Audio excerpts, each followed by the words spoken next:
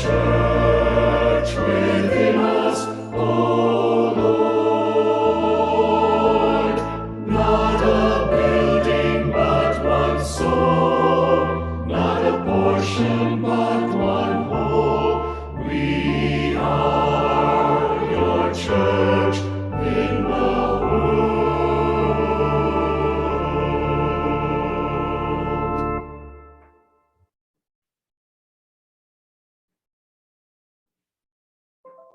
I have trouble knowing what's real and what's video, so it depends on how I do, whether I tell you this is a video recording of me or a live presentation. I'm not certain at this point, so I can't start a message without thanking the people that make all this possible. It is confusing me a great deal because it's hard to know what's real and what's not, but I sure appreciate the support to allow us to still worship in spite of COVID and God knows what else. So I'm going to read the scripture one more time. I really struggle with this, and I'll be talking about that today. It wasn't the scripture, though. It just bugged me. And so I started very late putting this together. You probably will be able to tell, but hopefully not. Anyway, the scripture is kind of interesting. So one more time. As Jesus was leaving the temple, one of his disciples said to him, "Look, teacher, what massive stones, what magnificent buildings." Now remember, the temple wasn't just a building. That's where the Holy of Holies is. I mean, it's like the place. It's part of the covenant between God and the Jewish people. It's everything to the Jews. "Do you see all these great buildings?" replied Jesus. "Not one stone here will be left on another. Everyone will be thrown down." Well, that's not what Jews would want to have happen, including Jesus, who was a Jew. That's like the worst thing you could imagine. As Jesus was sitting on the Mount of Olives opposite the temple, Peter, James, John, and Andrew asked him privately. I mean, you could just see this happen. Wait a minute. Can I just ask you a question about this whole temple thing? Tell us when these things are going to happen and what will be the sign. And Jesus said to them, "Watch out that no one deceives you. Many will come in my name, claiming that I am he, and will deceive many. When you hear of wars and rumors of wars, don't be alarmed. Such things must happen. But the end is still to come. Nation will rise against nation and kingdom against kingdom. There'll be earthquakes in various places and famines. These are the beginning of the birth pangs." In fact, what actually happened, the Roman army captured the city of Jerusalem in 70 AD and destroyed the temple, took it apart brick by brick, stone by stone. General Titus, the Roman general at the time, sacked Jerusalem, the temple, and took many of the Jews as slaves back to Rome as spoils. Mark probably wrote his gospel, as best we could tell, around that same year. So as best we can tell, Mark was written in 70 AD. So the idea of the temple being destroyed was fresh on Mark's mind when he wrote this gospel. Just for some context, as best we could tell, Jesus was crucified somewhere around 30 AD. So this is 40 years after Jesus was killed that this event occurred. The Arch of Titus was built to honor Titus's victory over the Jews and is in the Roman Forum. I saw it 2 weeks ago to celebrate the spoils from the temple in Jerusalem back to Rome. And he had all his Jewish slaves come back with him to help build the Roman Colosseum, which is what they did. So he used the Jews that he took back from Jerusalem to build the Colosseum. It took him 8 to 10 years to do it.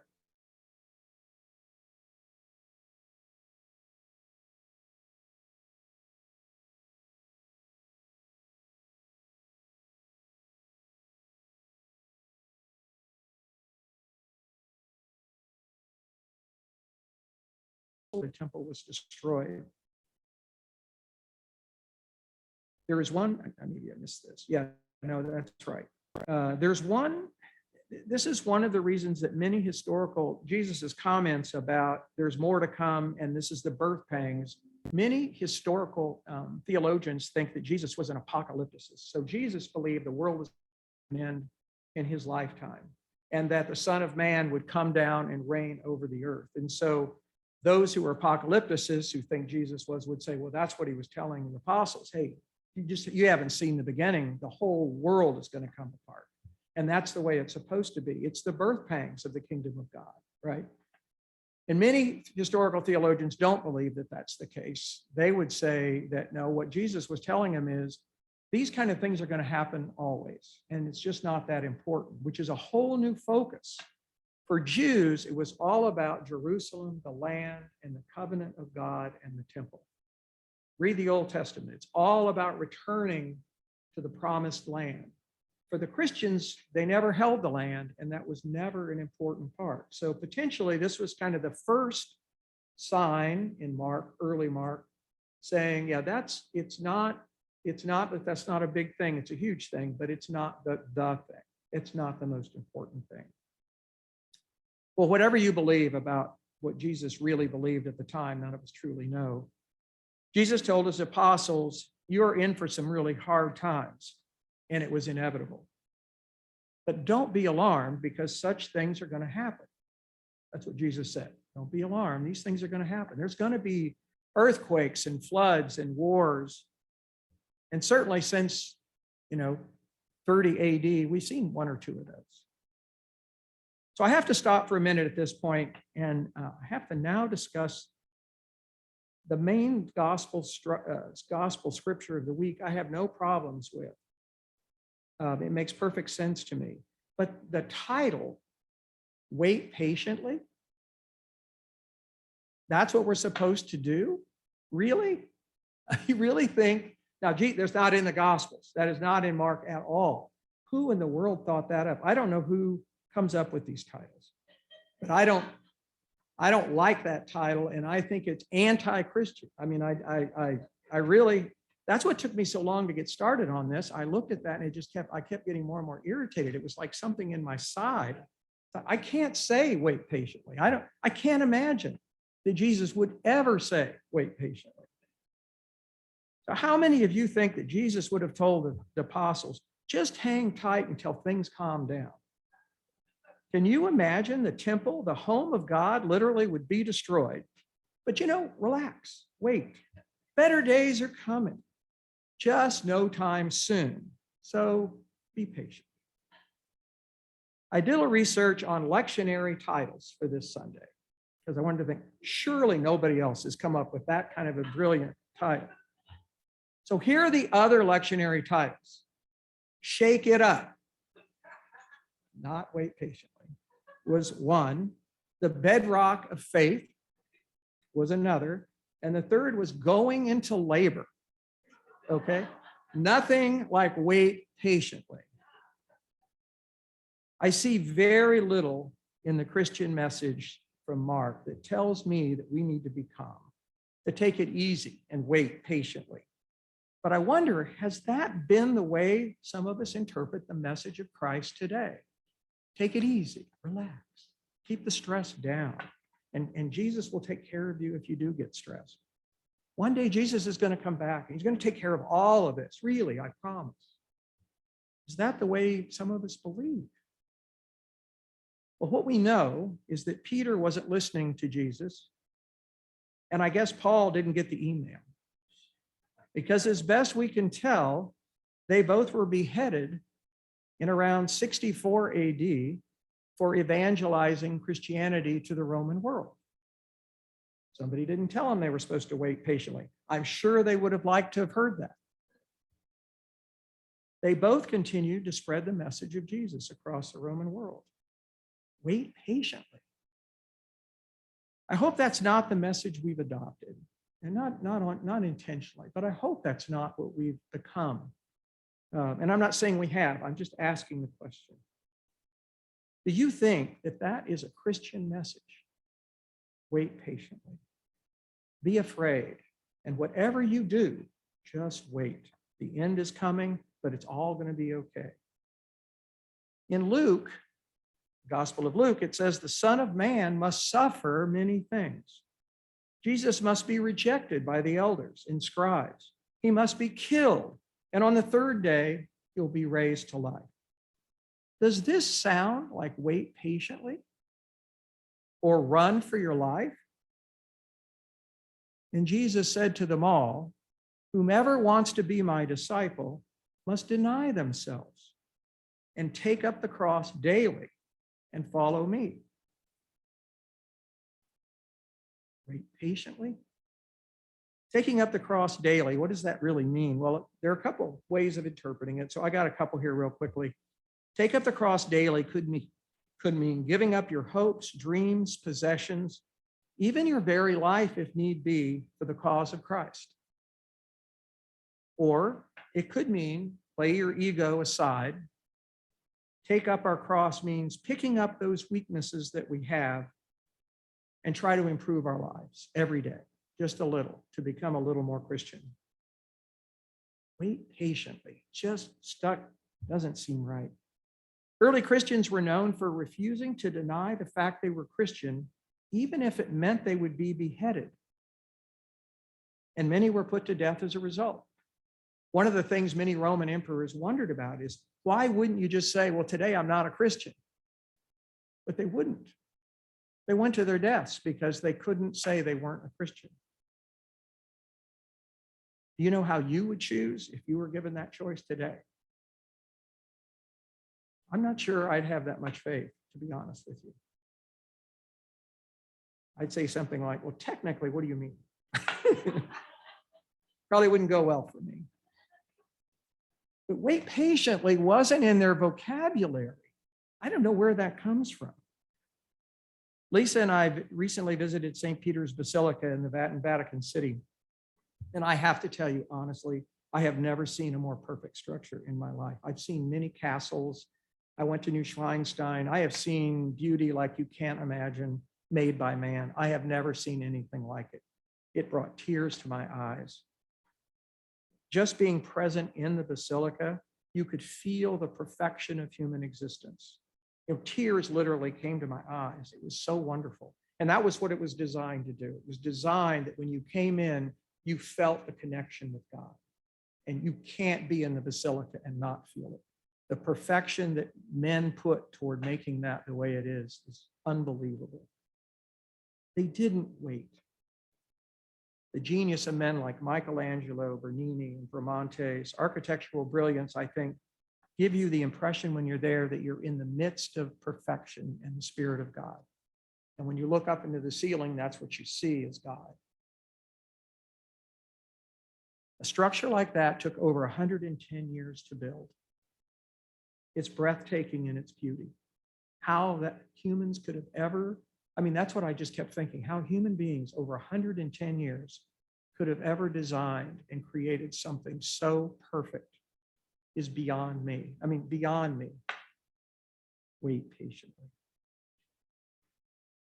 No, I believe that Christianity points to sacrifice and embracing meaningful acts in our lives. Those two things. Paul Bloom, a psychologist, recently published a book called The Sweet Spot.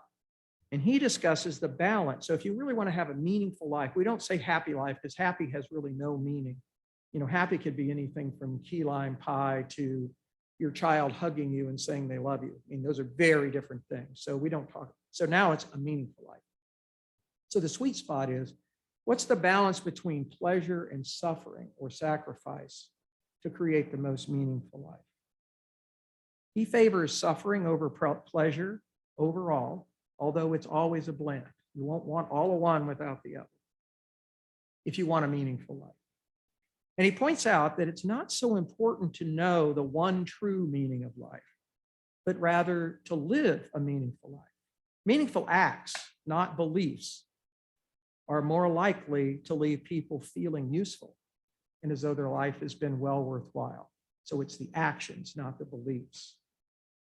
So things like loving your children, volunteering to be a coach for a baseball team, meaningful acts. It's the doing, not the waiting. It turns out that a meaningful life, at least to some extent, has to do with what you do and how it affects other people. The idea of trying to know the true meaning of life is simply not likely to lead to useful answers. Douglas Adams, who wrote, and some of you remember this, most of you don't, The Hitchhiker's Guide to the Galaxy. And it tells a story of how millions of years ago, I think it's a true story, alien scientists constructed a computer to provide the answer to the ultimate question of life. The universe and everything else. Finally, after millions of years, the computer came back with an answer. The answer to all of life is 42. 42. The scientists are outraged, of course, when they heard the computer say that, and they said, 42, is that all you've got to show for 7.5 million years of work? And the problem that he points out is we don't even understand the question. And the computer finally said, when you understand the question, you'll know the right answer is 42. An alternative answer from the philosopher Tim Bale to the meaning of life is, the meaning of life is not being dead. That's pretty good. I think I prefer that one to 42. Meaningful activities, not waiting patiently, seem to be the answer to a useful life and a Christian life. So what's a meaningful activity? Here it is. Here's one author's idea to definition. It's an activity oriented towards some goal, one that, if accomplished, would have an impact on the world, could be useful. And this usually means that it would have an impact on other people, that you'd somehow affect other people in a positive way. It extends across your whole life, it can, and it often connects to religion and spirituality, and often connects to flow or the experience of self-loss, and often brings you into close contact with other people, and it's seen as morally virtuous, usually.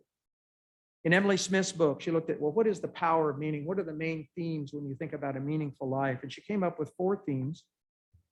One is belonging, connecting with other people.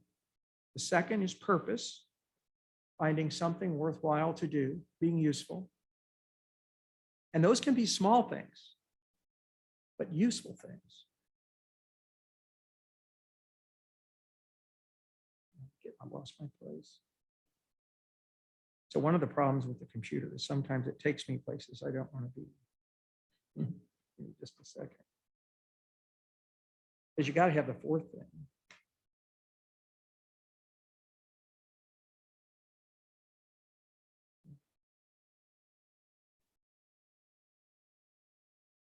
Almost there.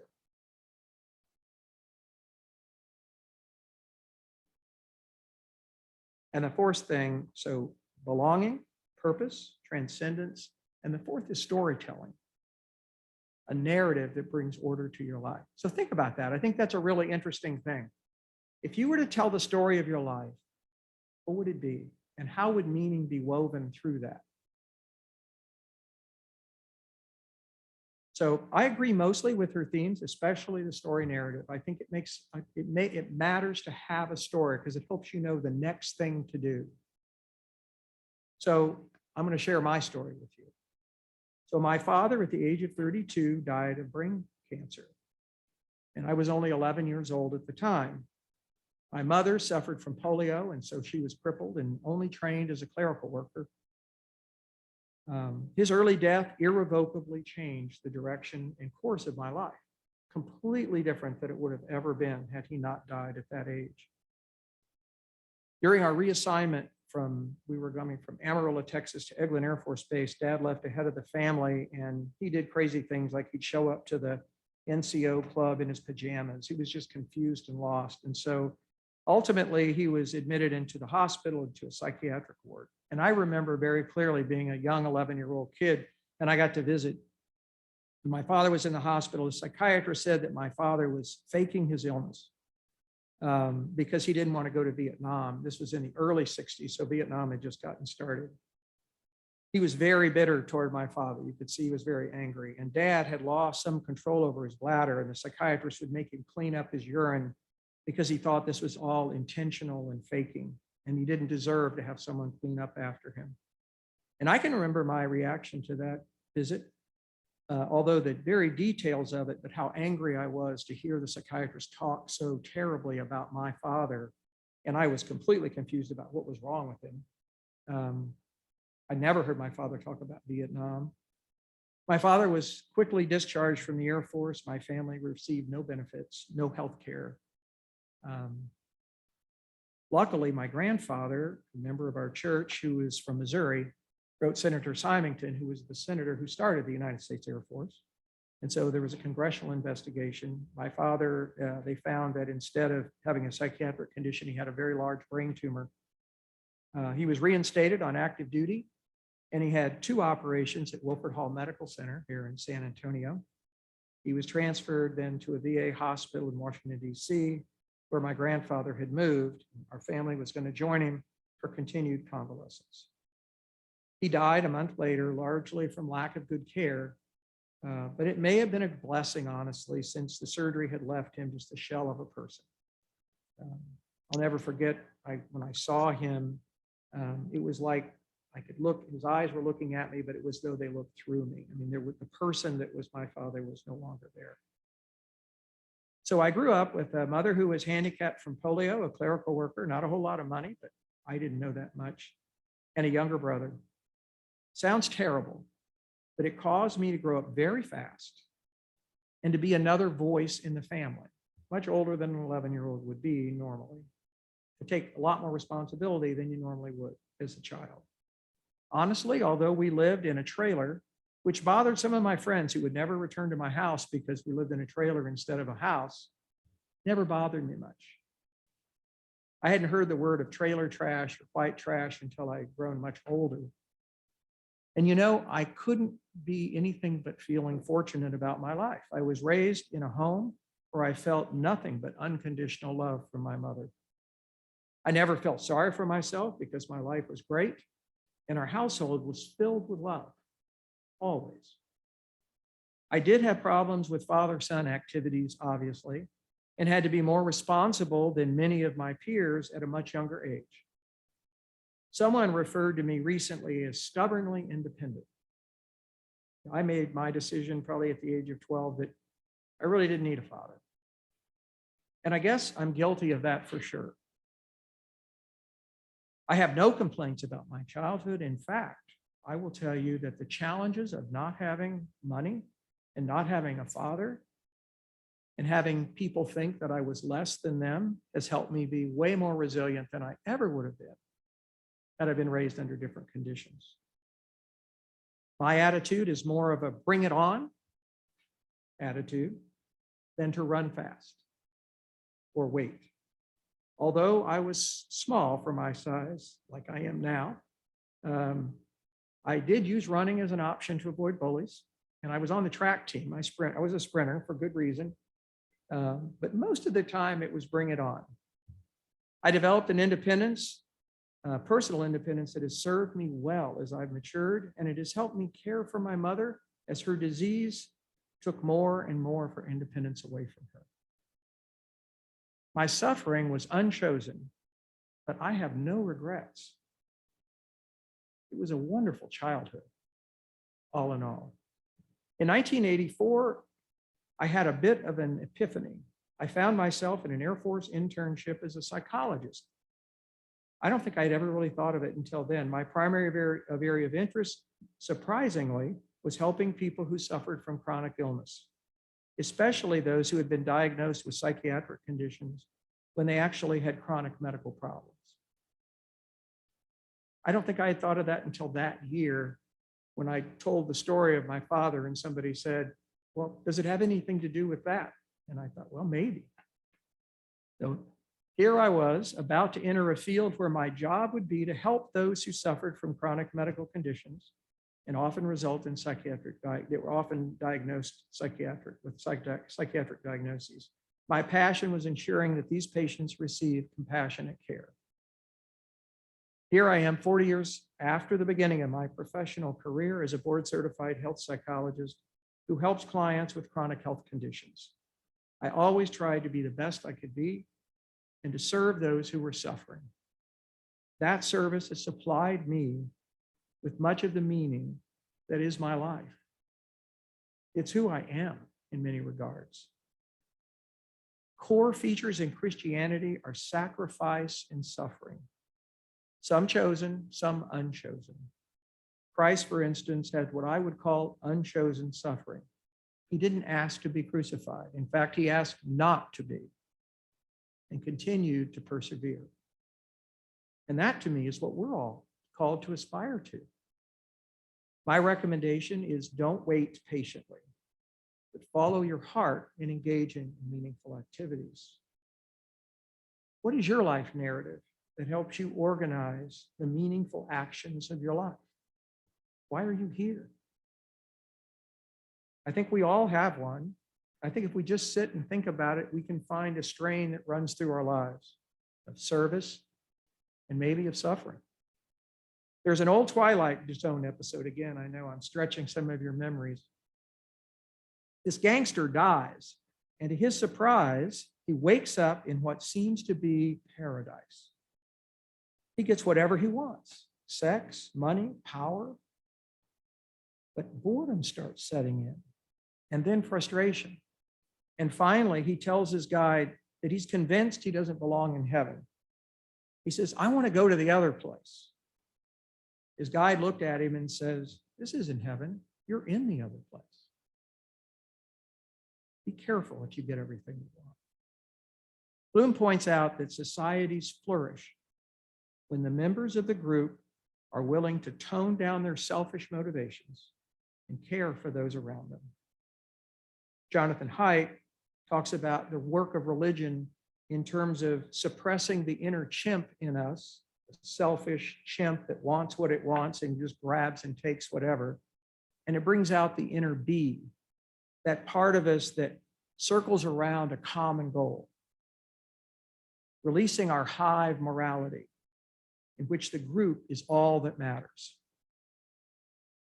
It is one thing to give freely, even if it causes some suffering on your part, to give up your free time or money in the service of others. This is one thing and certainly adds to the meaning of life. But what about unchosen suffering? What about, a loss of a job, an accident, terminal illness? How does this type of suffering impact meaningfulness? Not suffering that you've opted for, not suffering that's a byproduct of a chosen meaningful pursuit or reflects a social commitment or a moral decision, not suffering that you can say stop at any point. You can't get out of it. What about suffering that happens whether you want it or not? Well, the results are mixed if you look at the data between meaning and resilience. Daniel Gilbert talks about how negative experiences alters a part of our psyche that strengthens our psychological immune system. And often this provides meaning, making us able to handle even more challenges and greater challenges. We should orient ourselves toward harder and more. Marcy Bickham's description of spending 35 years in Louisiana State Penitentiary for a crime he did not commit. He said, I don't have one moment's regret. It was a glorious experience. Or George Lowenstein's report of terrible climbs on Everest, of the man who lost several fingers and parts of his feet and said that a new and splendid life had opened up before him because of it. Or another Everest climber who said, I traded my hands for my family, and it's a bargain. Once you look for these kind of stories, they're everywhere. J.R. Martinez served in Iraq and was trapped in a flaming Jeep blown up from an IED. He was hospitalized for a long period of time, maimed for life. And he tells his story with awful details. He was interviewed by Mr. Santos, and it went something like this. Santos said, would you change anything? Would you do it over again? And Martinez says, nah, I wouldn't change anything. I 100% mean that. And then Santos says, but you wouldn't change the explosion, the scars, the surgery? You would keep all of that? Martinez, yeah, I'm blessed. One commentary sums up the teachings of St. Paul. Because we are being saved, through the death and resurrection of Christ, we must participate in his passion to obtain salvation. This is a fair amount of evidence. There's a fair amount of evidence that some amount of suffering in your life does make you kinder and more resilient. Still, there is the case where common sense is right.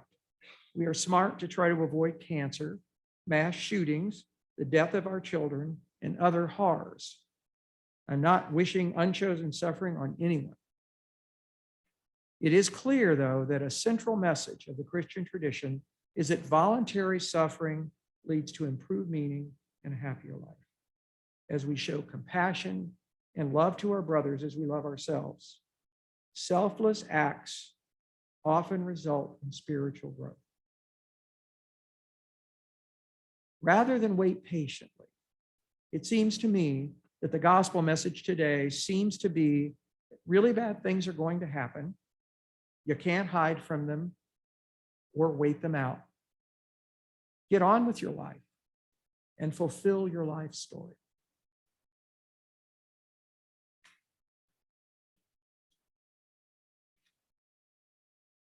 I started preparing to present